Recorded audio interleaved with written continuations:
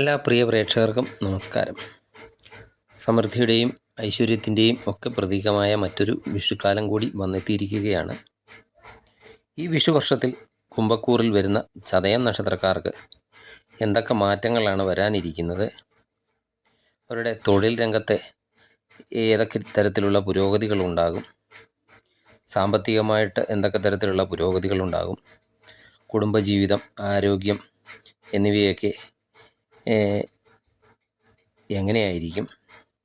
അങ്ങനെ നിങ്ങളുടെ ജീവിതത്തിലെ ഓരോ മേഖലയെയും എങ്ങനെയൊക്കെ വിഷുഫലം സ്വാധീനിക്കുന്നുവെന്ന് വിശദമായി പരിശോധിക്കാം. ചതയം നക്ഷത്രക്കാരെ സംബന്ധിച്ച് ഈ വർഷം വളരെ നിർണായകമായ ചില മാറ്റങ്ങൾക്കാണ് സാക്ഷ്യം വഹിക്കാൻ പോകുന്നത്. പ്രത്യേകിച്ച് വിദേശയാത്രയൊക്കെ ആഗ്രഹിക്കുന്നവർക്കും പുതിയ സംരംഭങ്ങളൊക്കെ തുടങ്ങാൻ ആഗ്രഹിക്കുന്നവർക്കും ഈ വിഷുക്കാലം എങ്ങനെയൊക്കെയുള്ള ഫലങ്ങളായിരിക്കും നൽകുന്നത് എന്നും നമുക്ക് നോക്കാം.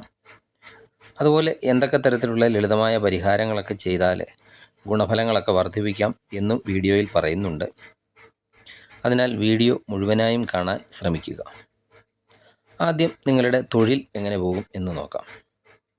ജോലിയിൽ വലിയ ഉത്തരവാദിത്തങ്ങളൊക്കെ തേടിയെത്തുന്ന വർഷമാണിത്. നിങ്ങളുടെ കഠിനാധ്വാനത്തിനൊക്കെ അംഗീകാരം ലഭിക്കുന്ന സമയം കൂടിയാണ്. ദീർഘകാലമായിട്ടൊക്കെ കാത്തിരുന്ന സ്ഥാനക്കയറ്റം അല്ലെങ്കിൽ ശമ്പള വർധനവ് എന്നിവയ്ക്കൊക്കെ ഈ വർഷം അനുകൂല സാഹചര്യങ്ങൾ ഉണ്ടാകുന്നതാണ്. സഹപ്രവർത്തകരുമായിട്ടൊക്കെ ഇടപെടുമ്പോൾ അനാവശ്യമായ തർക്കങ്ങളിൽ നിന്നൊക്കെ വിട്ടു നിൽക്കാൻ പ്രത്യേകം ശ്രദ്ധിക്കേണ്ടതാണ്. പുതിയ ജോലിയൊക്കെ അന്വേഷിക്കുന്നവർക്കും അതുപോലെ നിലവിലെ ജോലിയിൽ സംതൃപ്തരൊക്കെ അല്ലാത്തവർക്കും മെച്ചപ്പെട്ട മറ്റൊരു ജോലിയിലേക്കൊക്കെ മാറാൻ ഈ വിഷുക്കാലത്ത് കഴിയുന്നതുമാണ്. സർക്കാർ ജോലിക്കൊക്കെ ശ്രമിക്കുന്നവരാണെങ്കിൽ അവരുടെ കഠിന പ്രയത്നം ഫലം കാണുന്ന ഒരു സമയം കൂടിയാണ്. അഭിമുഖങ്ങളിലും പരീക്ഷകളിലും ഒക്കെ മികച്ച ഒരു പ്രകടനം തന്നെ കാഴ്ചവെക്കാൻ സാധിക്കുന്നതാണ്. ചതയം നക്ഷത്രക്കാരെ സംബന്ധിച്ച് 2026 ഏറ്റവും കൂടുതൽ ഭാഗ്യമുള്ളത് വിദേശയാത്രയ്ക്കും വിദേശത്തെ തൊഴിലിനുമാണ്. വിസ സംബന്ധമായ തടസ്സങ്ങളൊക്കെ നീങ്ങുകയും വിദേശത്ത് നല്ല വരുമാനമൊക്കെയുള്ള ഒരു ജോലി ലഭിക്കുന്നതിനുള്ള സാധ്യതകളൊക്കെ തെളിയുന്നതുമാണ്. ഇനി ചതയം നക്ഷത്രത്തിൽപ്പെട്ട ബിസിനസ്സുകാരുടെ കാര്യം നോക്കാം. സ്വന്തമായിട്ട് ബിസിനസ്സൊക്കെ നടത്തുന്നവർക്ക് മികച്ച ലാഭമൊക്കെ ഉണ്ടാക്കാൻ സാധിക്കുന്ന വർഷമാണ്.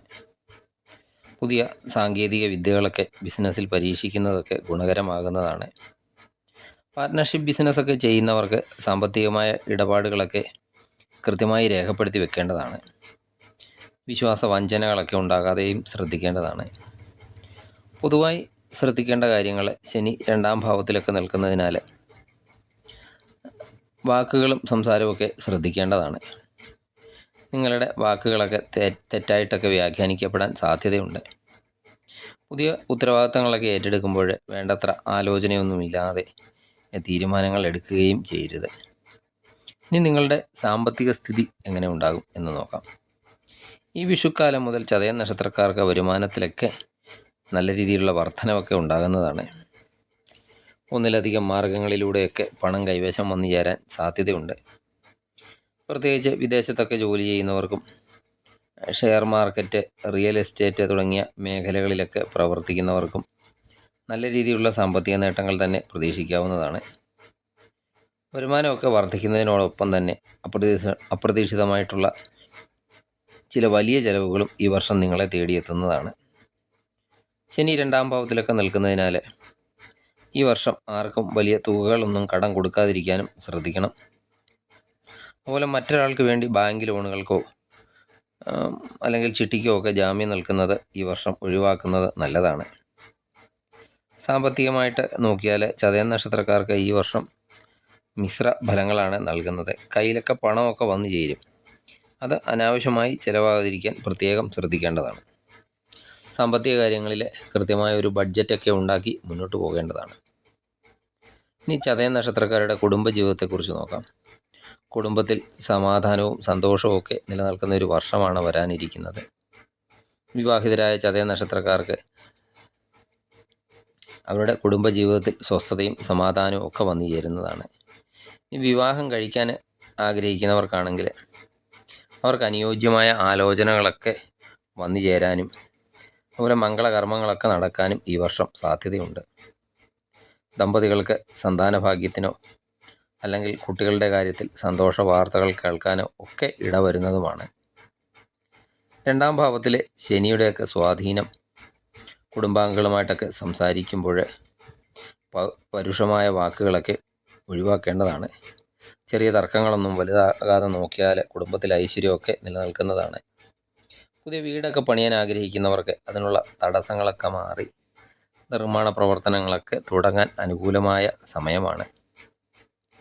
ഇനി ചതയ നക്ഷത്രത്തിൽപ്പെട്ട വിദ്യാർത്ഥികളുടെ കാര്യം നോക്കാം.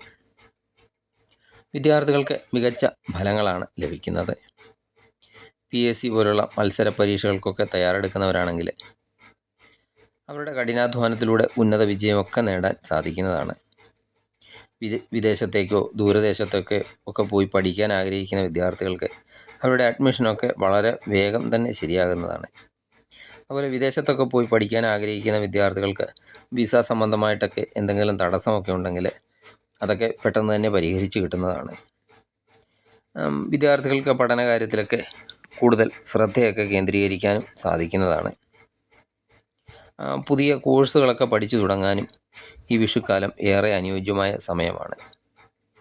ഇനി ചതയ നക്ഷത്രക്കാരുടെ ആരോഗ്യസ്ഥിതി എങ്ങനെയുണ്ടെന്ന് നോക്കാം. ആരോഗ്യകാര്യത്തിൽ ഈ വർഷം അല്പം ശ്രദ്ധ കൊടുക്കുന്നത് ആവശ്യമാണ്.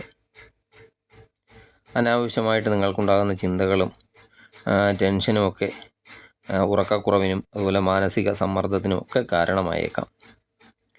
യോഗയോ അല്ലെങ്കിൽ മെഡിറ്റേഷനോ ഒക്കെ ശീലിക്കുന്നത് ഗുണകരമാകുന്നതാണ്. അതുപോലെ ഉദര സംബന്ധമായ എന്തെങ്കിലും അസ്വസ്ഥതകളൊക്കെ ഉണ്ടാകാൻ സാധ്യതയുണ്ട്. അതുപോലെ കണ്ണുകൾക്ക് പല്ലിന് ഒക്കെ ചെറിയ അസ്വസ്ഥതകളൊക്കെ ഉണ്ടാകാനും സാധ്യതയുണ്ട്. കൃത്യസമയത്ത് എന്ത് അസുഖമുണ്ടായാലും കൃത്യസമയത്ത് ചികിത്സ തേടാനും മടിക്കരുത്.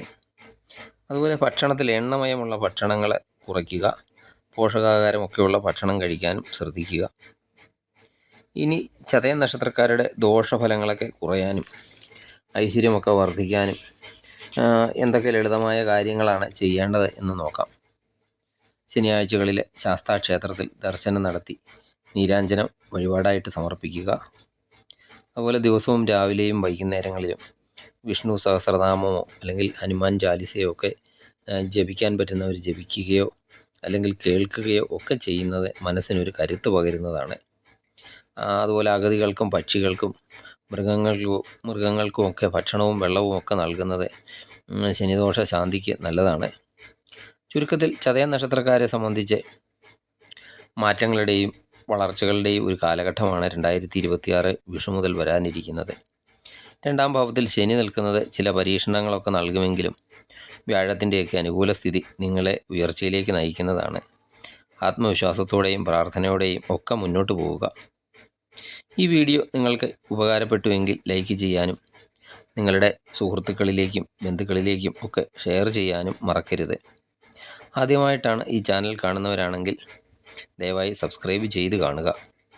എല്ലാവർക്കും ഐശ്വര്യപൂർണമായ ഒരു വിഷുക്കാലം ആശംസിച്ചുകൊണ്ട് നിർത്തുന്നു. നന്ദി, നമസ്കാരം.